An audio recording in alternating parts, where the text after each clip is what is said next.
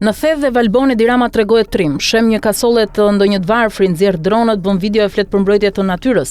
Por në jug mbyll syt, atje ku ndërtohet buzdetit pa leje, ku natyra shkatërrohet për luks dhe interesa private, Rama nuk ka as drona, as kamera, as zë. Një shembull konkret është edhe kjo video e cila është fakt dhe një ndërtim në zonën e Llamanit në Imar. Dy shtetas, Gerti Sota dhe Soni Lala, ndërtojnë pas një leje ndërtimi, shkelin ligjin hapur pa frikë. Ndërtojnë në vijën bregdetare, aty ku as nuk lejohet prekëshërërën, jo më të hedhësh beton, por askush nuk i ndal. As policia e shtetit, as policia ndërtimore, as bashkia, as Edi Rama. Dhe e dini pse? Sepse në jug ndërtojnë të fortët, ndërtojnë ata që kanë para, lidhje dhe miq në pushtet. Dhe shteti i mbyll syt. Soni Lala për shembull është i punësuar në Bashkinë Imar, pra ai që ndërton pa leje është pjesë e institucioneve që duhet të ndalojnë ndërtimet pa leje. Madje Soni Lala ndërton pa leje dhe fshen ndërtimin në emrin e dikujt tjetër, Gerti Sota nga Fieri. Një truk i vjetër, një lloj mafie lokale ku ligji nuk ekziston dhe gjithçka zgjidhet me para, miq dhe arrogancë, ndërsa në veri, aty është ndryshe, aty s'ka mafie, s'ka të fortë, s'ka para, ka vetëm njerëz të thjeshtë që mezi mbajnë frymën gjallë. Dhe aty shteti tregohet i ashpër sepse e ka të lehtë të shtyp të doptit. Pyetja është e thjeshtë, pse në jug lejohet gjithçka, ndërsa në veri ndalohet gjithçka?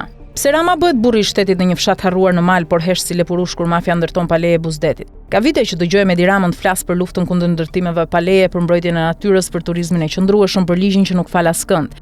Në fjalë, Shqipëria është një parajsë ekologjike dhe ligjore. Por në realitet, Shqipëria është ndarë në dy, në veri ku shteti shem kasollet e të varfërve dhe në jug ku të fortët ndërtojnë buzdetit pa i pyetur as ligjin, as shtetin, as natyrën. Po ta kesh ndërtimin buzdetit, një resort në Llaman, një hotel në Dhërmi, një vilë në Jal, nuk vjen askush. Atje ligji nuk vepron, atje sundon heshtja, frika dhe kompromisi, sepse Shqipëria e vërtet nuk është as në dronët e qeverisë, as në spotet e turizmit, është në padrejtësinë e përditshme që fshihet pas betonit pa ligjshëm.